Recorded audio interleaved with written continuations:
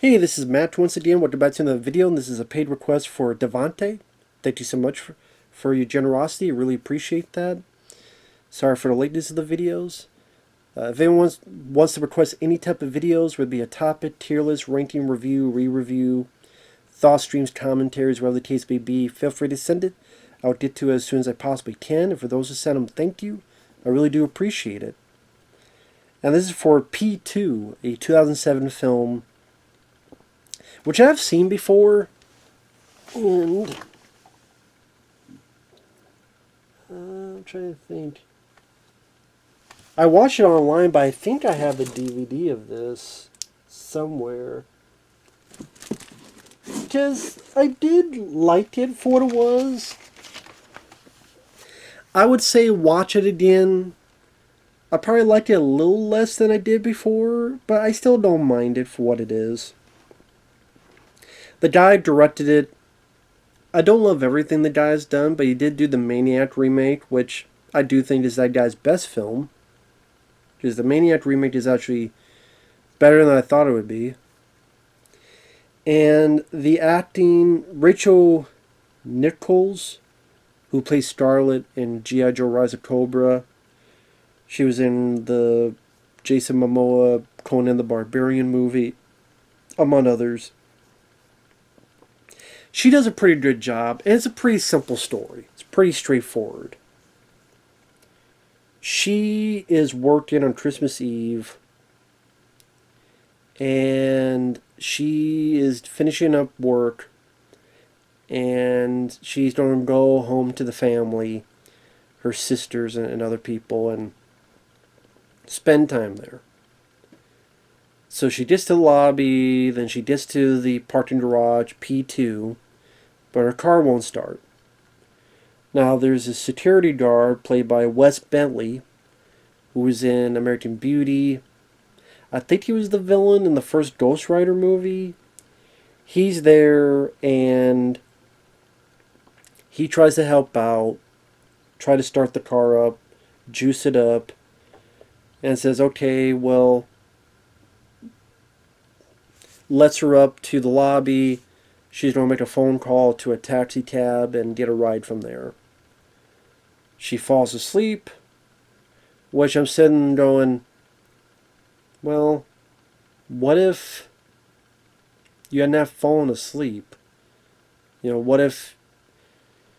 I mean, for me, I know it's snowing, but I probably still would have waited outside, but even then, she falls asleep.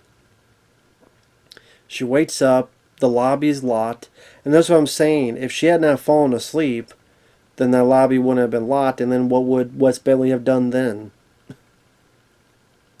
But anyway, she did fall asleep. Now, I don't know what that glass is made of, but I guess it's like, well, she doesn't know it's danger too much, so it's not going to break the shit. Shatter the whole thing and get fired because she thinks that there's a misunderstanding. Goes back down. The parking garage, the lights go out. She's wandering around with her phone and she gets chloroformed. She wakes up.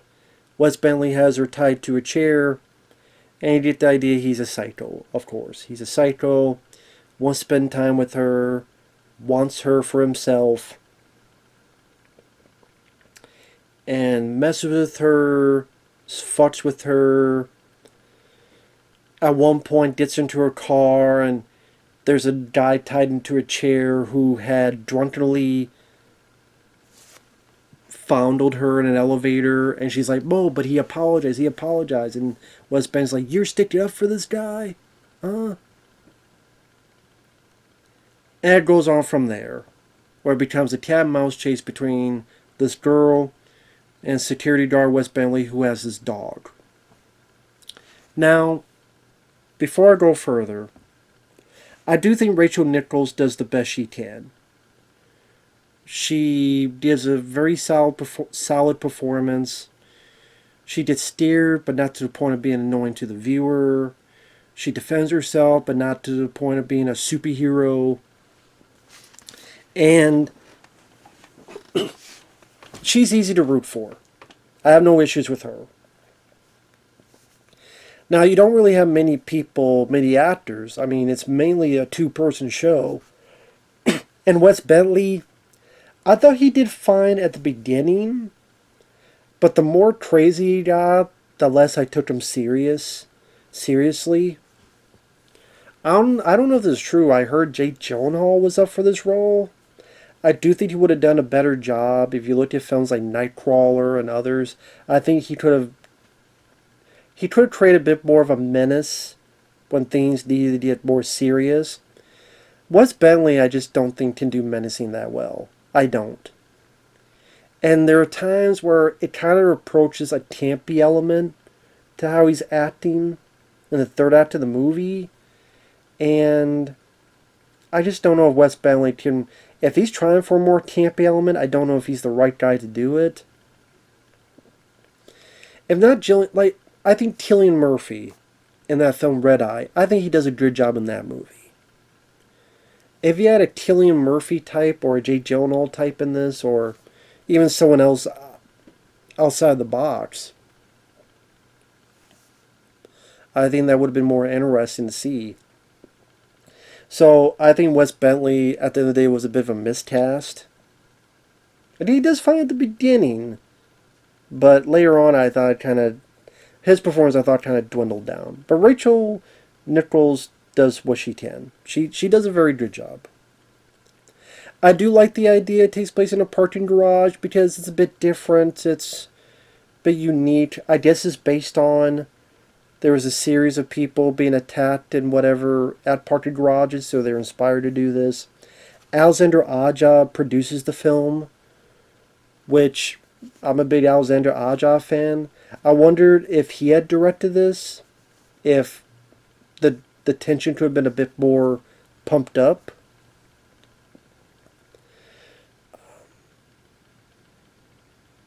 But he does produce it. You do get a couple decent gory bits.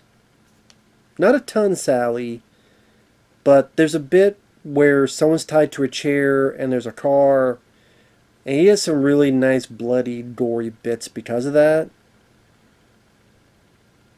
Because, well, I guess spoilers, the car rams the person in the chair a few times. Very bloody, very practical. That was a cool scene. Probably the best scene in the movie. But it's one of those things where there's only so much you could do in a parking garage. Because it's an interesting environment, but because of the way the environment looks, there's not much you have on a visual palette. Unless you try and be like David Fincher and say Panic Room, where you're really trying to go amongst and maybe through the levels and really trying to be fancy with the shots. There's only so much you can do with that environment. So the tension kind of dissipates about, I would say, a little bit after that scene with the chair and the guy in it. It kind of dissipates a bit after that.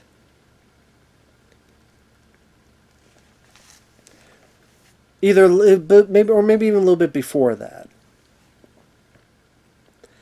Because, like I said, there's only so much you could do, and if you have more spoilers, it's her escaping. And, like, she escapes, but he doesn't really run after her.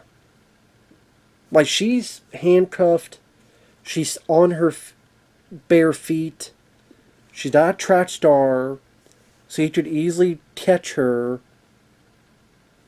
But it's like he doesn't really work for it. And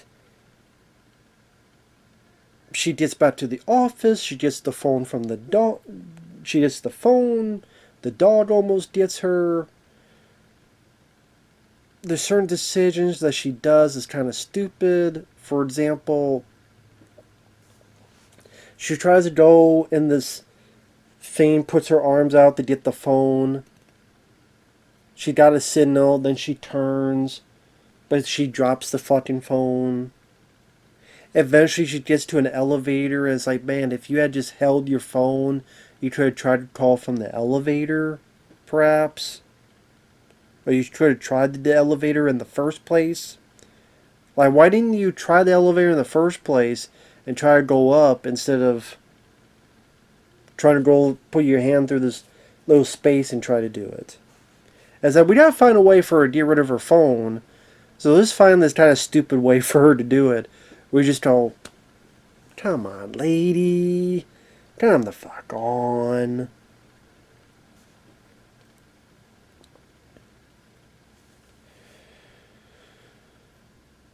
She gets into the elevator. It gets stopped. He floods the elevator. She gets out of it. There's a dead body that popped up because of that. She eventually gets tased, put into a trunk of a car to see cops. The phone was able to dial 911. She was able to dial it, so cops are there. Of course, she's not going. The cops not going to notice. Then she gets out. A dog chases her, bites her on the leg. She kills the dog. Another grisly moment. Using like a crowbar or a tire iron. A tire iron stabbing the dog in the head. Nice practical effects. Nice other grisly moment.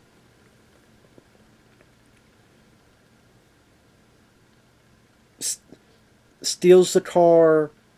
They play chicken. They both crash. He tries to get to her. She stabs him in the eye. Handcuffs him to the car.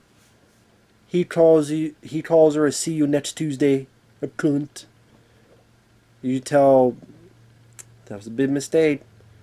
Uses a taser, burns his sorry ass. Goes out into the snow. To the Christmas day. Snowing and all. And like that's a good looking shot the way it ends. The wide shot of the city, the snow coming down as she walks away. Very nice looking shot for your final moments. The fire, the burn, at least that's done mostly practical. And then there's some decent bloody moments. I mentioned the guy rammed in the chair with the car. Got West getting stabbed in the eye, killing the dog with the tire iron. There's some good gore moments. But I don't know if this is a feature-length quality. This feels like something that would be... This is how I put it. What was that movie? Body Bags. Remember John Carpenter's Body Bags? There was a bit John Carpenter directed at a gas station. It was kind of similar, where... Well, not similar, but she's at a gas station, then there's a psycho there, and there's one location where she's stopped by this person in this one environment. But the fact that it was done as a segment of an anthology, it helped with the pacing. And he still has some nice bloody moments as well. Imagine if that was turned to a full-length film. And you'd be kind of going, okay, does this need to be a full-length film? I think if this was part of an anthology and was tighter paced with a different person, like that would have Robert Carradine. I thought he actually did a pretty good job in that role. Here, if Jake Gyllenhaal or Cillian Murphy or if someone else was cast in the Wes Bentley role and it was just tighter paced, I think this could have been a bit better. As is, I don't mind it. I don't mind the film. The lead girl did a good job.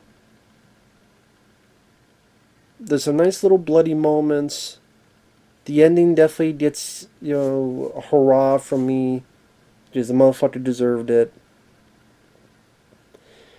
Again, I think Wes, the campier he got, the less interesting he got. Also, the more whiny he got. He just became whiny. Don't say my first name. Why do you say you try to say my first name to get more in touch with me? Stop saying my name. Stop saying my name. Stop saying my name. How about I put my fist in your mouth and you won't say anything forever? shut up. Shut up, shut up, shut up, shut the fuck up. Shut the fuck up. Just got more whiny as it went on, and just even the rooster feels the same way. And then when you get like halfway through, the interest kind of okay. To repeat myself, there's only so much you to do in this fucking parking garage where obviously the visuals, the palette ain't going to be much. Where it's just there's cars and there's ramps and there's more cars and ramps, and so there's not a lot visually for the viewer to look at.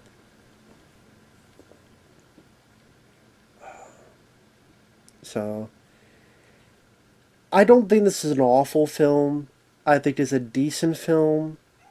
It's decent. It's worth the watch. Like I said, I watched it one time. I liked it enough. I got it on DVD. But I waited till it was cheap on DVD. And I can't even find the damn DVD now. Was it over here? Oh, shut up, fucking rooster. I can't remember. It might be over there.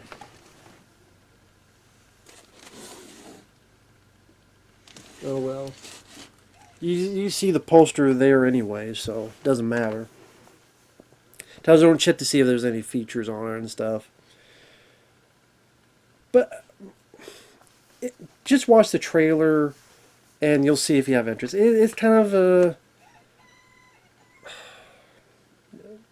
I'm going to go out there and I'm going to have some chicken nuggets. That's what I'm going to do. I'm going to make some chicken nuggets from this motherfucker. Anyway, sorry about that.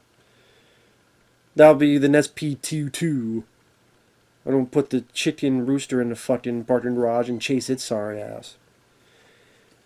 But yeah, with that said, I'm just repeating myself. It's a decent film because the lead performs the girl. The situation is interesting and creates some decent tension-fueled moments. There's some decent moments of gore. It doesn't have some stupid twist out of the blue or some downbeat ending or some other bullshit. It's not too overlong. It's still an hour and 20-some minutes, give or take, without the credits. Yeah, it is about 80-some to 90 minutes. But yeah, I just think that halfway through, it kind of, the interest and the tension dissipates. And I think Wes Bentley, a different cast, a different actor, I think would have... There you go. I'm allergic to Wes Bentley, apparently. I think definitely could have... If you don't be campy, then you need an actor that could really have fun and be really just entertaining villain to watch. If you don't go in that direction.